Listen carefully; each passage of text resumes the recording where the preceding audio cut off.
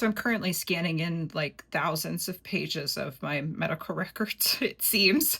And I was just looking at some of them and I found one that states strong suspicion of narcotic seeking behavior and manipulative behavior towards staff.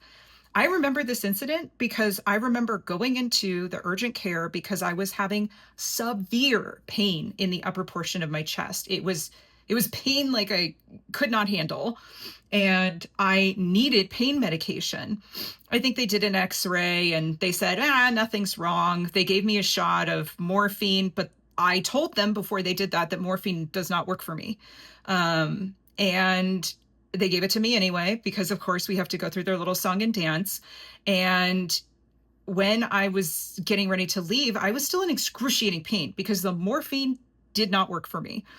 And I kept telling the physicians that, and it even states that Vicodin, Percocet, Darvocet, they don't work, and that Demerol was the only medication that I had ever been given that actually worked for pain, specifically for my pain, and that I didn't want to leave because I didn't want to have that extreme pain. And to think that, they just wrote that off as drug seeking behavior is so ridiculous. But like, also, it's not, because I know now why these things were happening. I didn't at the time.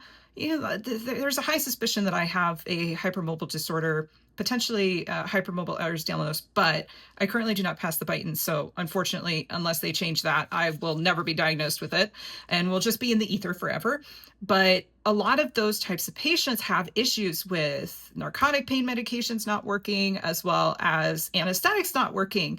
And this was a constant issue. And to see it documented in my medical records at that time, I just feel so bad for this poor 24-year-old who was obese, which was another thing that they loved to use against me, and who was in a significant amount of pain and then was written off as someone who was just drug seeking.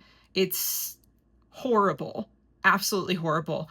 Physicians need to stop this because, look, I understand you come across a lot of different patients who may be seeking drugs, but there's a lot of us that aren't, and we tend to not actually get help because we're afraid that this sort of shit is going to be documented in our medical records.